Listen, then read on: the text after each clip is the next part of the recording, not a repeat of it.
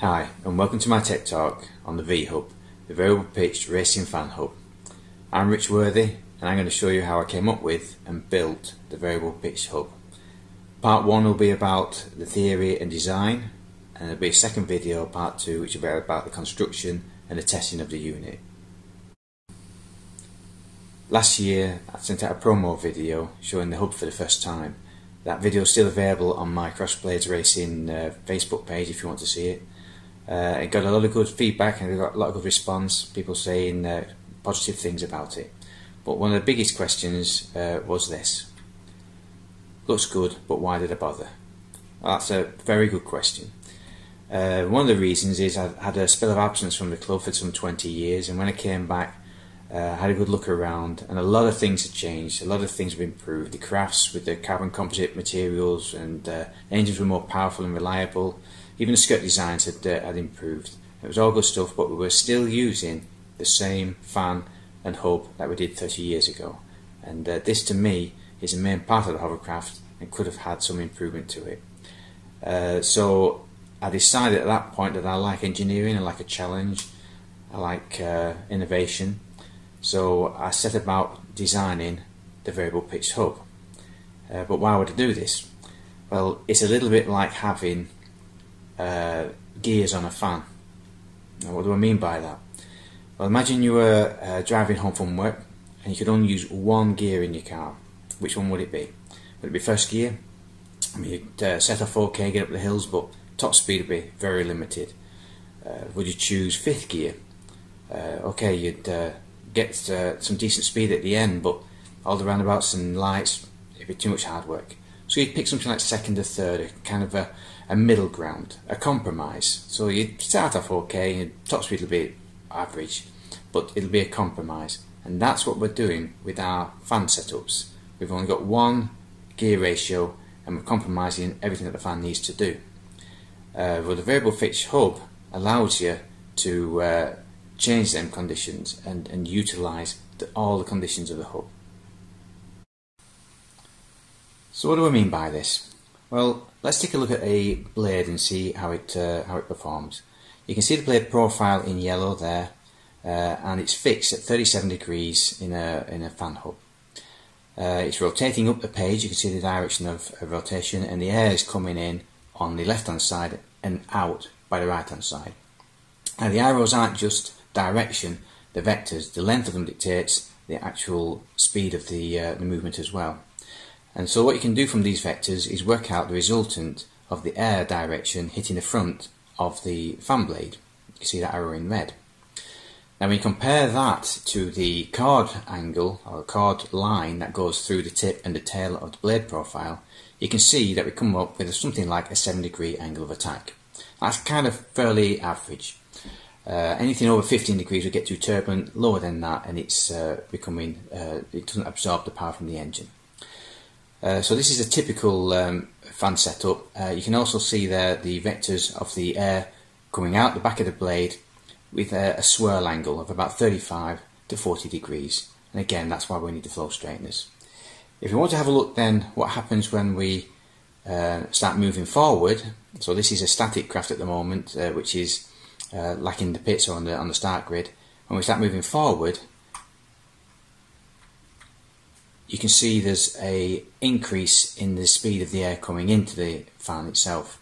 And this is because the fan's not just pulling the air in like it was when it was static, it's actually being rushed in as you're moving forward.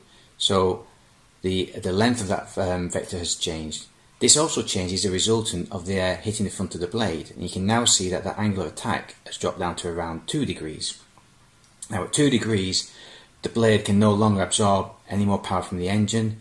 It's a little bit like an aircraft cruising instead of climbing, and you're not going to produce any thrust at all. You're almost going to be losing out there. So what can we do about this? We can't stop the craft moving forward. We want the air to move in, and we can't change the speed of the fan. The fan's got to rotate at the maximum RPM. But what we can do is increase the angle of the blade. Now I've increased it there from 37 to 42 degrees. Now that's only a 5-degree increase not much on the blade, but it's increased the angle of attack from 2 degrees to 7.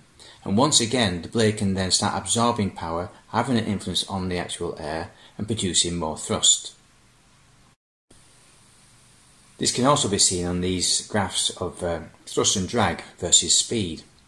And now these are taken from Paul Fitzpatrick's document, which is the calculation of thrust in a ducted fan assembly, which is available on the HCGB website. Very good read, explains it very well with some simple calculations.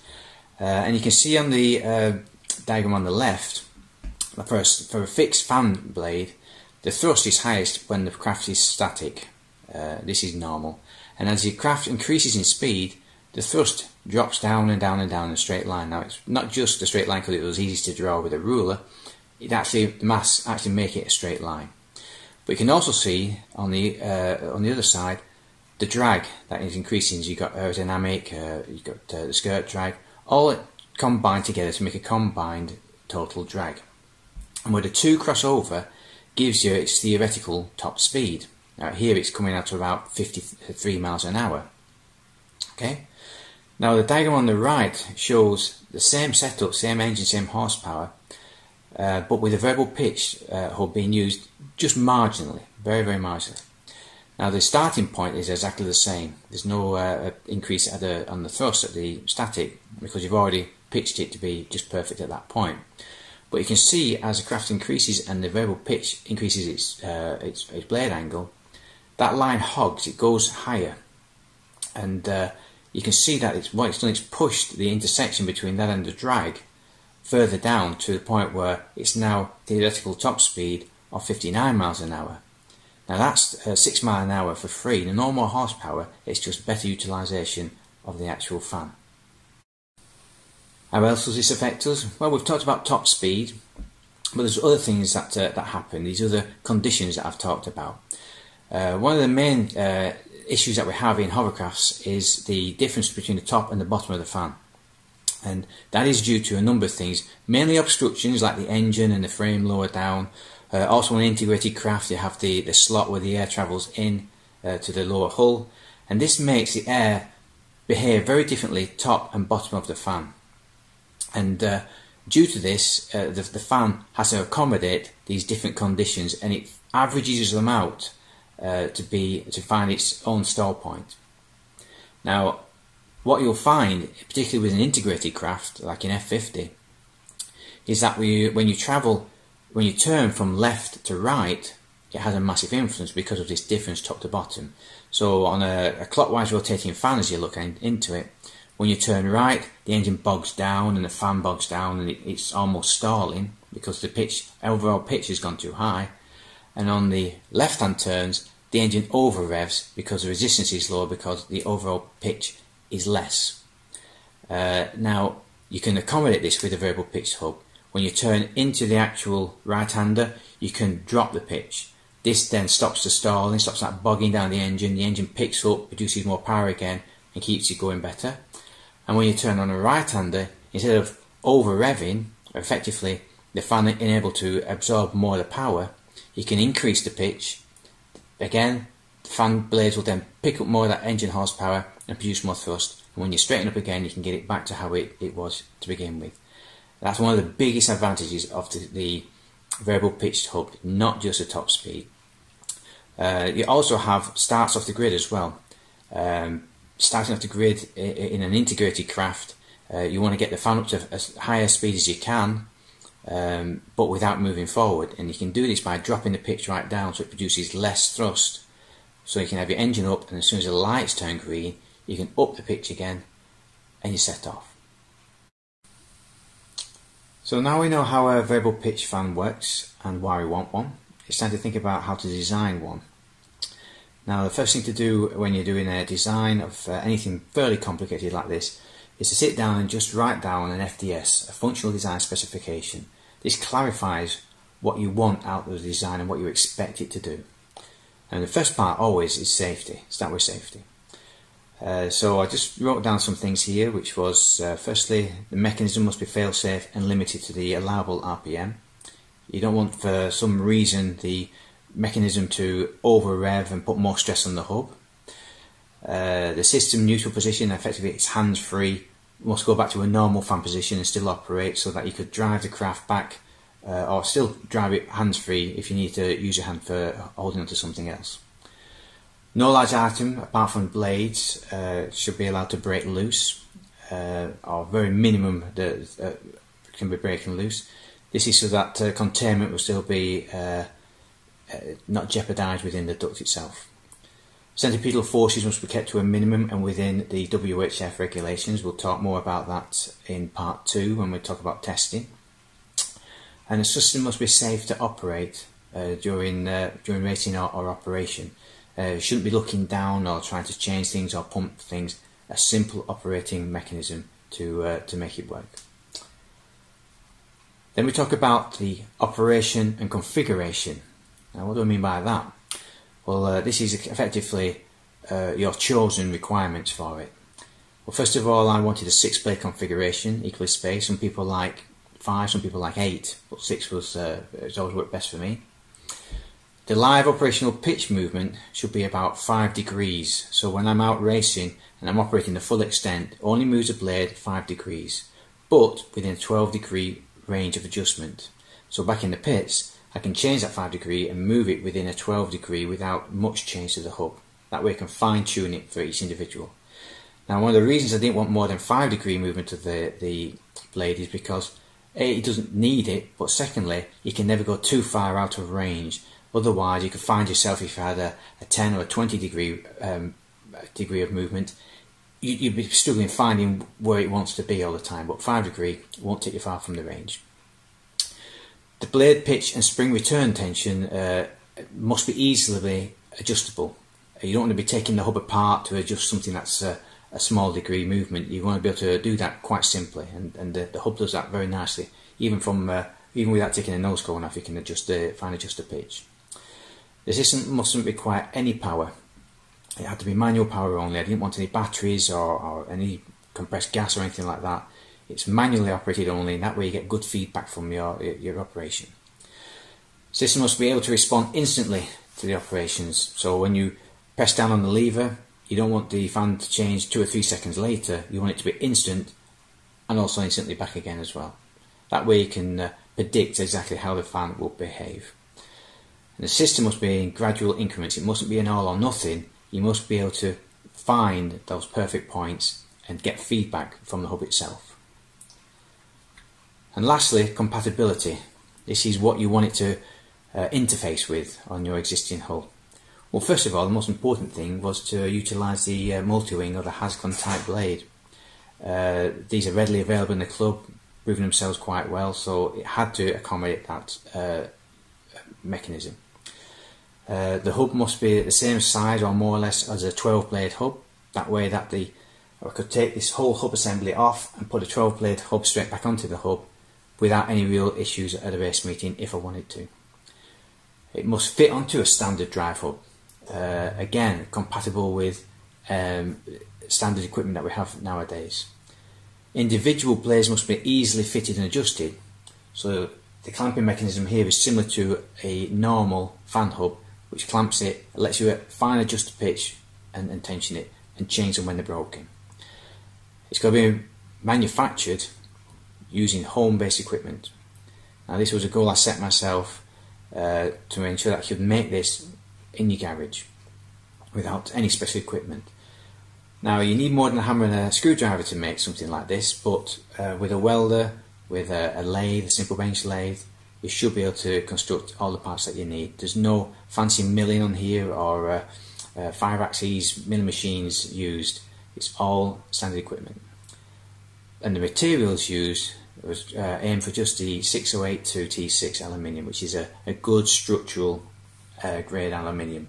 Good mechanical properties, good machinability, readily available off the shelf.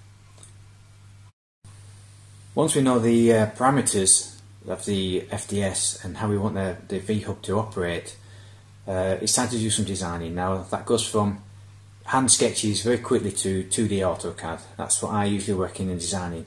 You do it to an engineering level, and yet you can revise it quite easily, and maybe I've done about 30, possibly 40 different revisions on this before I was satisfied. each time coming up with a new development, a new improvement.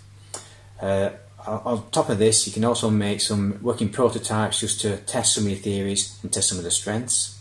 But also you can do a 3D visualization using something like SolidWorks, which will allow you to see it in 3D, see it as it would be, to get a feel for it, and even to zoom in and see it operating, see the linkages operate, to make sure it's doing what you anticipated. To understand all the parts that make up the VHub, I've done a simple diagram here which highlights each part and component.